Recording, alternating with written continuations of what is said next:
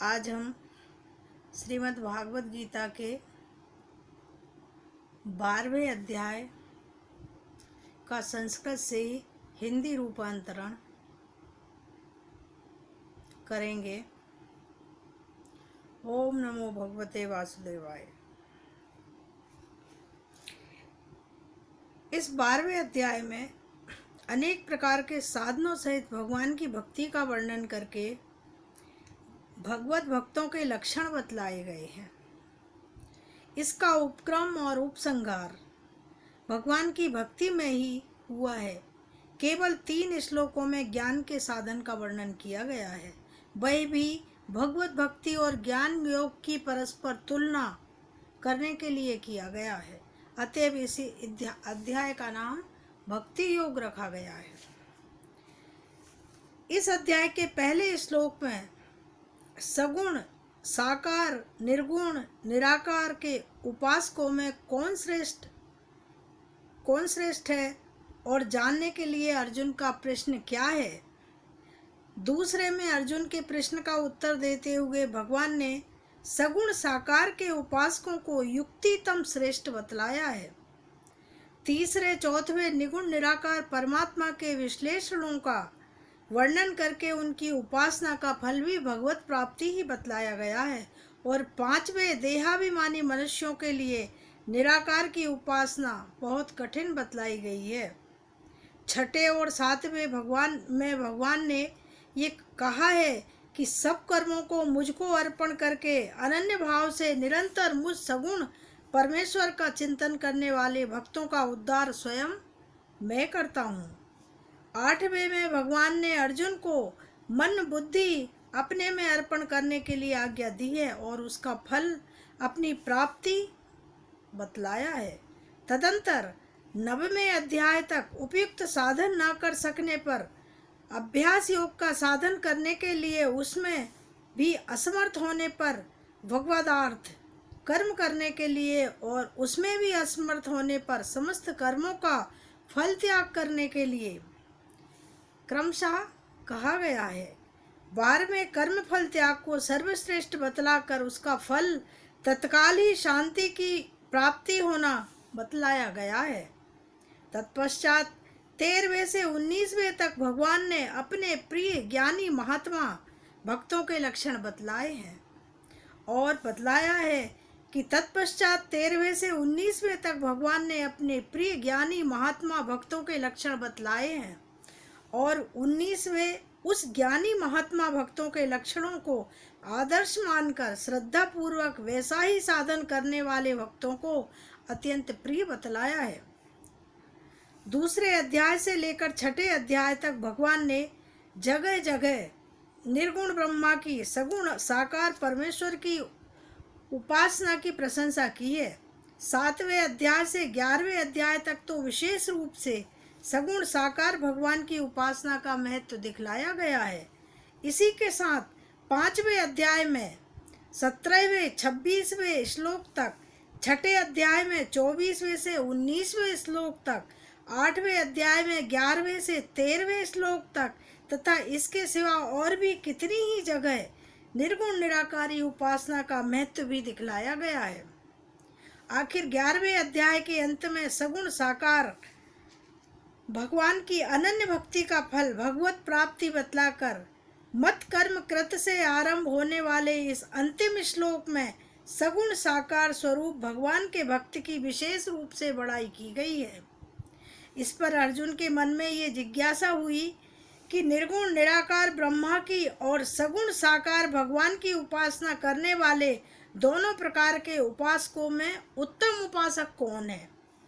इसी जिज्ञासा, ये अर्जुन के मन में बहुत बड़ी जिज्ञासा थी और इस जिज्ञासा के रहते हुए अर्जुन ने भगवान से ये प्रश्न किया है। तब अर्जुन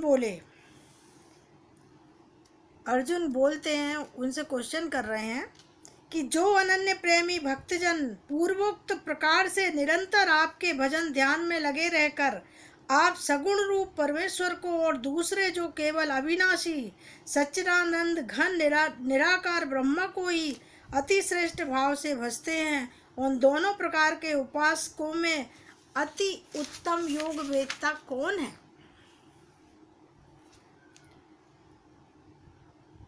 इस प्रकार अर्जुन के पूछे जाने पर भगवान बोलते हैं कि हे अर्जुन,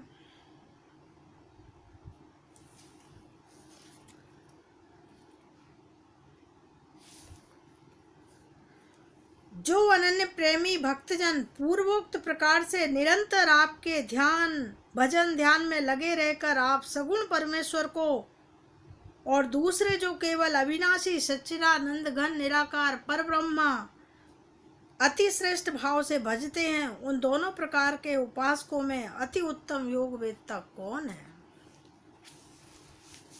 तब भगवान ने उत्तर दिया। भगवान बोलते हैं, मुझ में मन को एकाग्र करके निरंतर मेरे भजन ध्यान में लगे हुए जो भक्तजन अतिशय श्रेष्ठ श्रद्धा से युक्त होकर मुझ सगुण रूप परमेश्वर को भजते हैं, वे मुझको योगियों में भी अति उत्तम योगी मान्य है। परंतु जो पुरुष इंद्रियों के समुदाय को भली प्रकार वश में करके मन बुद्धि से परे सर्वव्यापी अकथनीय स्वरूप और सदा एक रस रहने वाले नित्य अचल निराकार अविनाशी सच्चिदानंद घन ब्रह्मा को निरंतर एक ही भाव से ध्यान करते हुए भजते हैं, वे संपूर्ण भूतों के हित में रत हैं और सबके समान भाव वाले योगी मुझको ही प्राप्त होते हैं। उन सच्चिदानंद घन निराकार ब्रह्मा में आसक्त चित्त वाले पुरुषों के साधन में परिश्रम विशेष है, क्योंकि देहाभिमानियों के द्वारा अव्यक्त विषयक गति दुखपूर्वक प्राप्त की जाती है।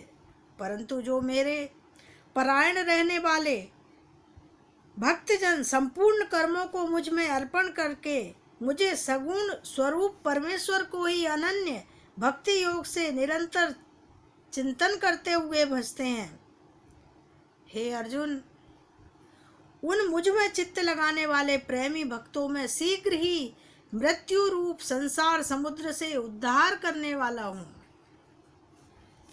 मुझ में मन को लगा, मुझ में ही बुद्धि को लगा, इसके उपरांत तू मुझ में ही निवास करेगा, इसमें कुछ भी संशय नहीं है। यदि तू मन को मुझ में अचल स्थापन करने के लिए समर्थ नहीं है, तो हे अर्जुन, अभ्यास रूप योग के द्वारा मुझको प्राप्त होने के लिए इच्छा कर। अभ्यास रूप से तात्पर्य है भगवान के नाम और गुणों का श्रवण कीर्तन मनन तथा श्वास द्वारा जप और भगवत प्राप्ति विषयक शास्त्रों का पठन पाठन इत्यादि चेष्टाएं भगवत प्राप्ति के लिए बारंबार करने का नाम अभ्यास है। केवल मेरे लिए कर्म करने के ही परायण हो जा। इस प्रकार मेरे निमित्त कर्मों को करता हुआ भी मेरी प्राप्ति रूप सिद्धि को ही प्राप्त होगा। परायण से तात्पर्य था स्वार्थ को त्याग कर तथा परमेश्वर को ही परम आश्रय और परम गति समझकर निष्काम प्रेम भाव से सती शिरोमणि पवित्र पतिव्रता स्त्री की भांति मन वाणी और शरीर द्वारा परमेश्वर के ही लिए यज्ञ दान और तप आदि संपूर्ण कर्तव्य कर्मों के करने वाले का नाम भगवतार्थ कर्म करने के परायण होना है।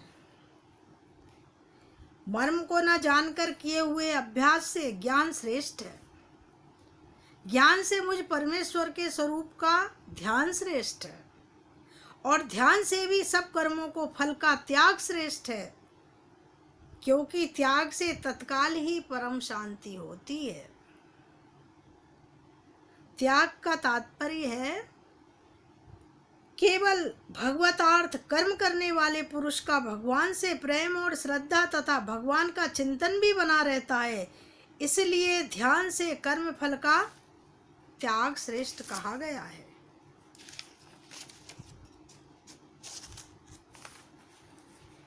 जिससे कोई भी जीव उद्योग को प्राप्त नहीं होता है, जो स्वयं भी किसी जीव से उद्योग को प्राप्त नहीं होता है, तथा जो हर्ष, अहर्ष, भय, उद्वेग आदि से रहित है, वह भक्त मुझको बहुत प्रिय है।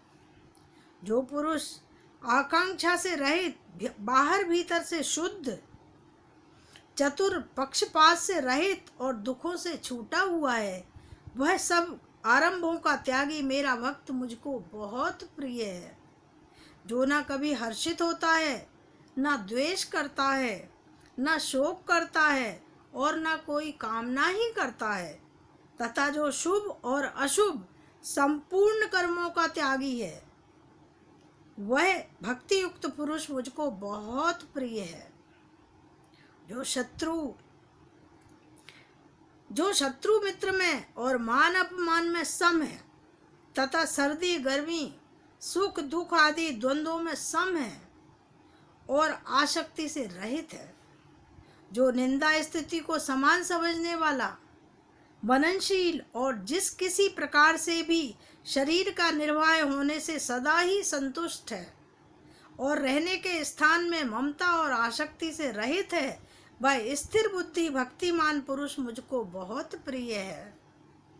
परंतु जो श्रद्धा युक्त पुरुष मेरे परायण होकर और ऊपर कहे हुए धर्ममय अमृत को निष्काम भाव से सेवन करते हैं, वे भक्त मुझको बहुत प्यारे हैं।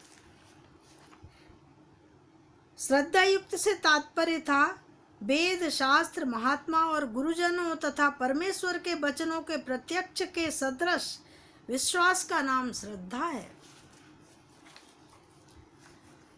चूंकि ये अध्याय बहुत छोटा था, इसलिए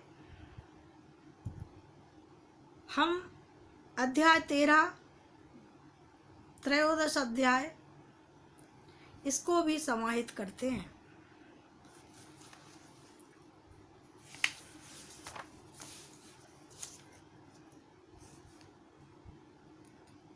क्षेत्र, शरीर और क्षेत्रज्ञ आत्मा परस्पर अत्यंत विलक्षण है। केवल अज्ञान से ही इन दोनों की एकता हो सकती है। क्षेत्र जड़, विकारी, क्षणिक और नाशवान है, एवं क्षेत्रज्ञ चेतन, ज्ञान स्वरूप, निर्विकार, नित्य और अविनाशी है। इस अध्याय में क्षेत्र और क्षेत्रज्ञ दोनों के स्वरूप का उपयुक्त प्रकार से विभाग किया गया है, इसलिए इसका नाम क्षेत्र क्षेत्रज्ञ विभाग योग रखा गया है।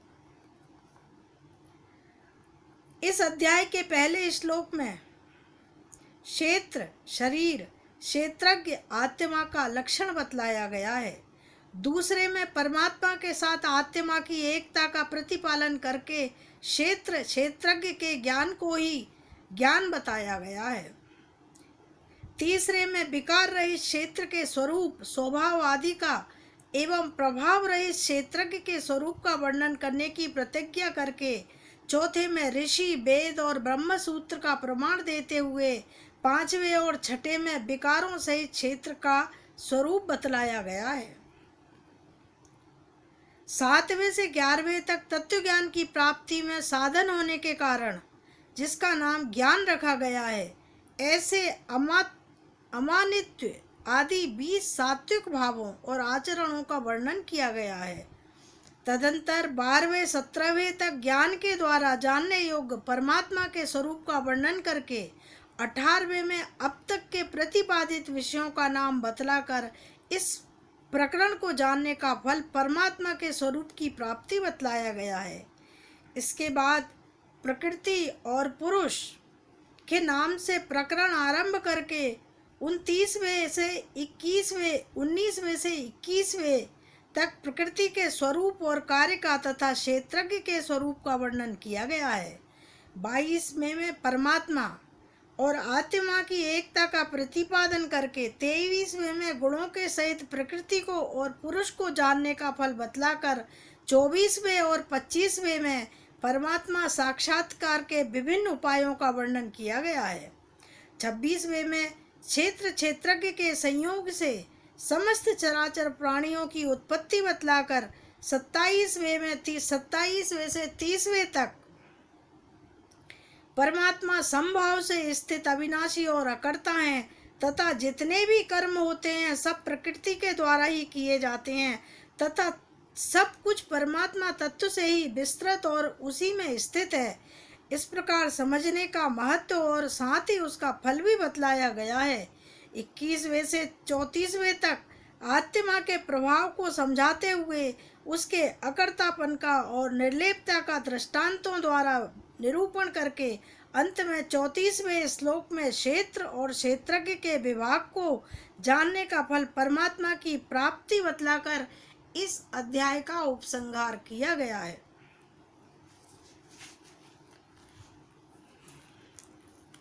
तो आगे फिर श्री भगवान कहते हैं, हे अर्जुन, ये शरीर क्षेत्र है तथा नाम से कहा जाता है और जो शरीर है उसको क्षेत्रज्ञ इस नाम से उसके तत्व को जानने वाला ज्ञानी जन कहते हैं।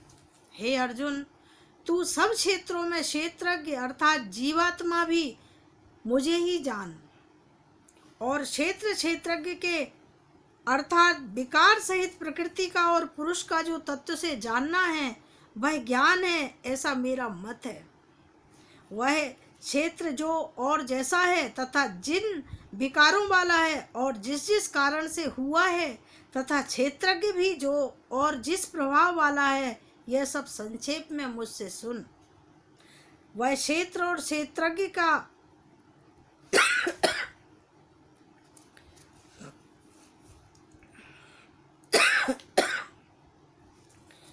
तत्व ऋषियों द्वारा बहुत प्रकार से कहा गया है और विविध वेद मंत्रों द्वारा भी विभाग पूर्वक कहा गया है तथा भली भांति निश्चय किए हुए युक्ति युक्त ब्रह्मा सूत्र के पदों द्वारा भी कहा गया है।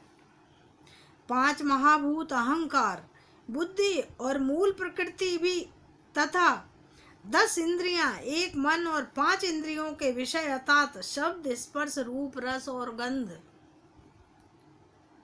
तथा इच्छा, द्वेष, सुख, दुख, स्थूल देह का पिंड, चेतना और धृति, इस प्रकार विकारों के सहित यह क्षेत्र में संक्षेप में कहा गया है।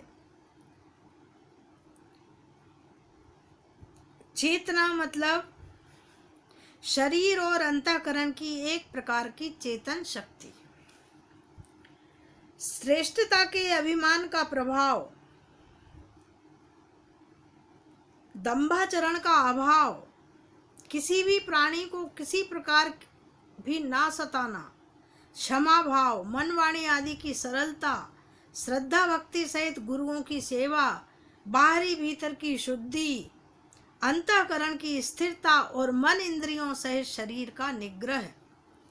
इस लोक और परलोक के संपूर्ण भोगों में आसक्ति का अभाव और अहंकार का भी अभाव, जन्म, मृत्यु, जरा और रोग आदि में सुख और दोषों का बार बार विचार करना, पुत्र, स्त्री, घर और धन आदि में आसक्ति का अभाव, ममता का ना होना तथा प्रिय और अप्रिय की प्राप्ति में सदा ही चित्त का सम रहना, मुझ परमेश्वर में अनन्य योग के द्वारा अव्यभिचारिणी भक्ति तथा एकांत और शुद्ध देश में रहने का स्वभाव और विषय रक्त मनुष्यों के समुदाय में प्रेम का ना होना।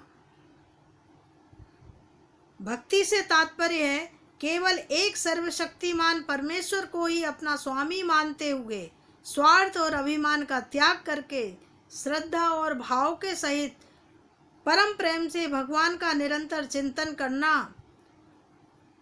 अव्यभिचारिणी भक्ति है। आत्मज्ञान में नित्य स्थिति और तत्व ज्ञान के अर्थ रूप परमात्मा को ही देखना, यह सब ज्ञान है और जो इसमें विपरीत है वह अज्ञान है, ऐसा कहा गया है।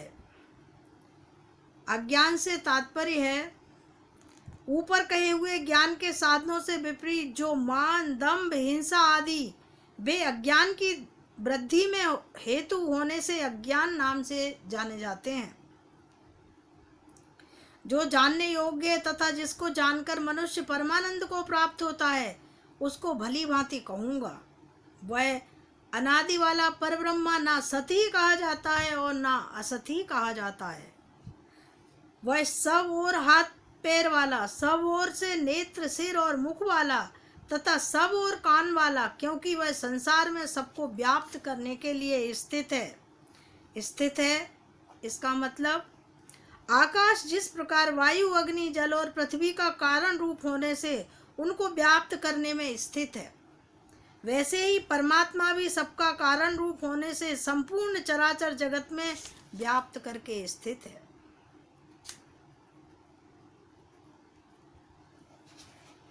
हे परमपिता, वह संपूर्ण इंद्रियों के विषयों को जानने वाला है, परंतु वास्तव में सब इंद्रियों से रहित है तथा आसक्ति रहित होने पर भी सबका धारण पोषण करने वाला और निर्गुण होने पर भी गुणों को भोगने वाला है।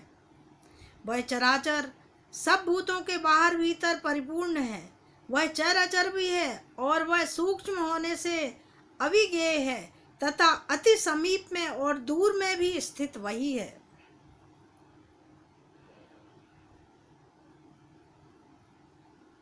वह चराचर सब भूतों के बाहर भीतर परिपूर्ण है और चर अचर भी वही है और वह सूक्ष्म होने से अविज्ञेय है तथा अति समीप में और दूर में भी वही स्थित है।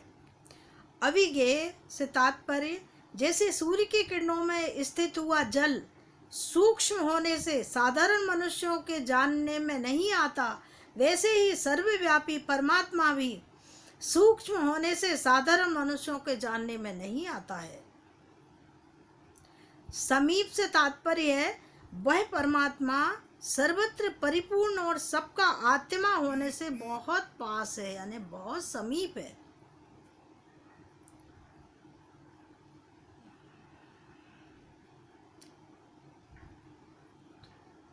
और दूर से तात्पर्य भगवान ने स्पष्ट किया है कि श्रद्धा रहित अज्ञानी पुरुषों के लिए ना जानने के कारण वो बहुत दूर है। वह परमात्मा विभाग रहित एक रूप से आकाश के सदृश परिपूर्ण होने पर भी चराचर संपूर्ण भूतों में विभक्त सा स्थित प्रतीत होता है तथा वह जानने योग्य परमात्मा विष्णु रूप से भूतों को धारण पोषण करने वाला और रुद्र रूप से संहार करने वाला तथा ब्रह्म रूप से सबको उत्पन्न करने वाला है। स्थिर प्रतीत से तात्पर्य ये महाआकाश विभाग रहित स्थित हुआ भी घड़ों में पृथक पृथक के सदृश प्रतीत होता है, वैसे ही परमात्मा सब भूतों में एक रूप से स्थित हुआ भी पृथक पृथक की भांति मालूम पड़ता है।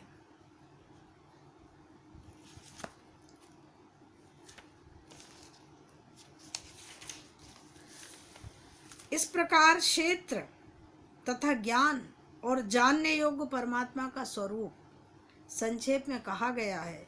मेरा भक्त इसको तत्व से जानकर मेरे स्वरूप को प्राप्त होता है। प्रकृति और पुरुष इन दोनों को ही तू अनादि जान और राग द्वेष आदि विकारों को तथा त्रिगुणात्मक संपूर्ण पदार्थों को भी प्रकृति से ही उत्पन्न हुआ जान। कार्य और करण को उत्पन्न करने में हेतु प्रकृति कही जाती है और जीवात्मा सुख दुखों के भोक्तापन में अर्थात भोगने में हेतु कहा जाता है। प्रकृति में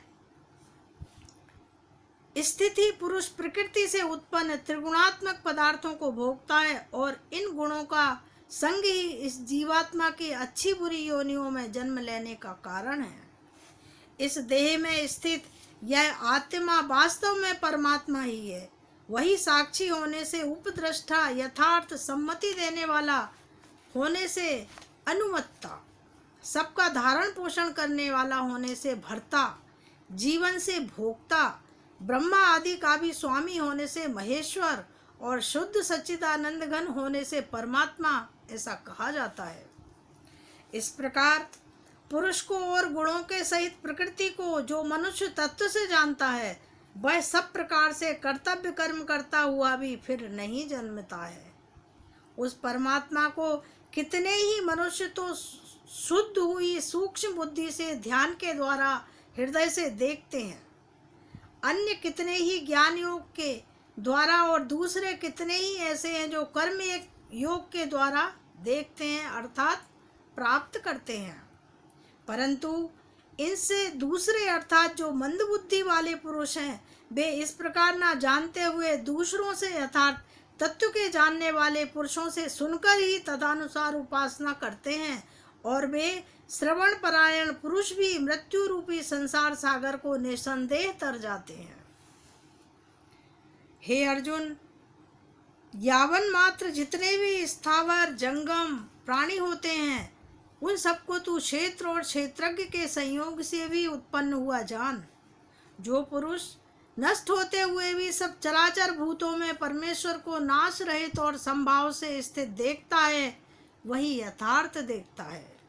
क्योंकि जो पुरुष सब में संभाव से स्थित परमेश्वर को समान देखता हुआ अपने द्वारा अपने को नष्ट नहीं करता, इससे वह परम गति को प्राप्त होता है।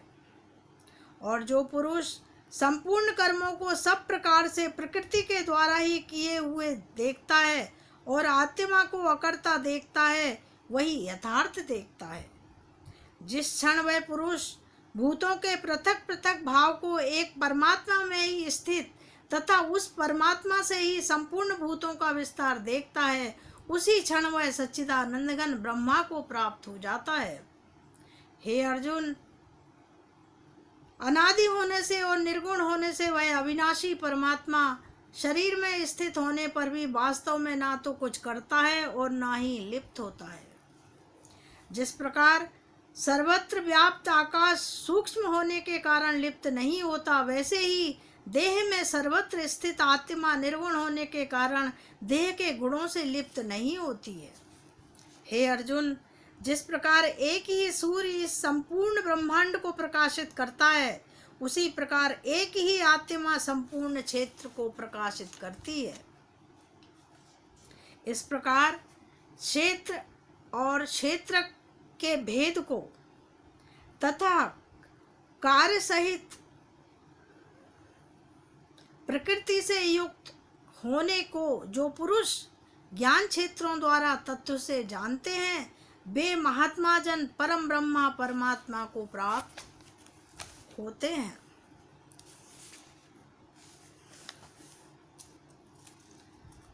इस 13वें अध्याय में अंत में भगवान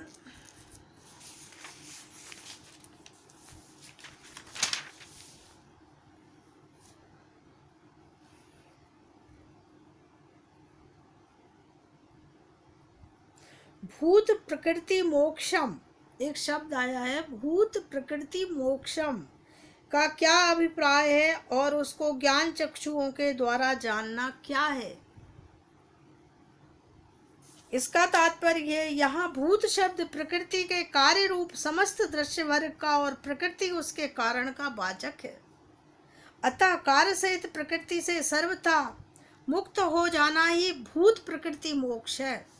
तथा उपयुक्त प्रकार से क्षेत्र और क्षेत्रज्ञ के भेद को जानने के साथ साथ जो क्षेत्रज्ञ का प्रकृति से अलग होकर अपने वास्तविक परमात्मा स्वरूप में अग्नि भाव से अभिन्न भाव से प्रतिष्ठित हो जाता है, वही कार्य सहित प्रकृति से मुक्त हो जाना है। तात्पर्य यह है कि जैसे स्वप्न में मनुष्य को किसी निमित्त से अपनी जागृत अवस्था की स्मृति हो जाने से ये मालूम हो जाता है कि ये स्वप्न है, अतः अपने असली शरीर में जग जाना ही इसके दुखों से छूटने का उपाय है। इस भाव का उदय होते ही वह जग उठता है। जैसे ज्ञान योगी का क्षेत्र और क्षेत्रज्ञ की विलक्षणताओं को समझकर साथ ही साथ जो ये समझ लेता है कि अज्ञानवश क्षेत्र को सच्ची वस्तु समझने के कारण ही इसके साथ मेरा संबंध सा हो गया है, अतः वास्तविक सच्चिदानंद घन परमात्मा स्वरूप में स्थित हो जाना ही इससे मुक्त होना है। यही उसका कार्य सहित प्रकृति से मुक्त होने को जानता है। जो इसको जानते हैं वे परमात्मा को प्राप्त हो जाते हैं इसका क्या तात्पर्य था? इसका भाव ये था कि इससे यह भाव दिखलाया गया है कि उपयुक्त तत्वज्ञान होने के साथ अज्ञान सहित समस्त दृश्य का अभाव हो जाता है और तत्काल ही उनको परब्रह्मा परमात्मा की प्राप्ति हो जाती है।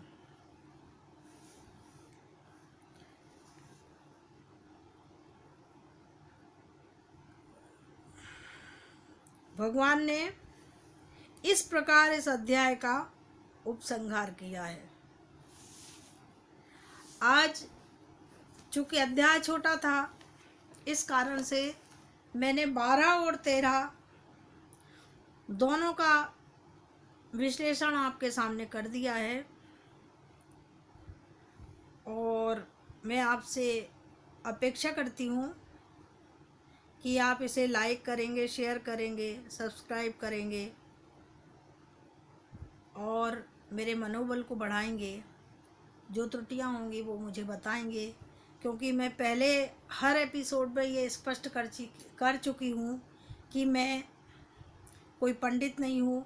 आज से पहले हजारों लोगों ने श्रीमद् भागवत गीता का पाठ किया होगा, बड़े ताम झाम के साथ में उन्होंने आपको यूट्यूब पे देखेंगे तो आपको बहुत बहुत सुरीली आवाज़ों में तरह तरह के उसमें एपिसोड मिलेंगे जो देखकर आप मोहित होंगे। लेकिन मेरे पास ऐसा कोई तामझाम नहीं है, मैं तो खुद पढ़ रही हूँ और आपको सुना रही हूँ।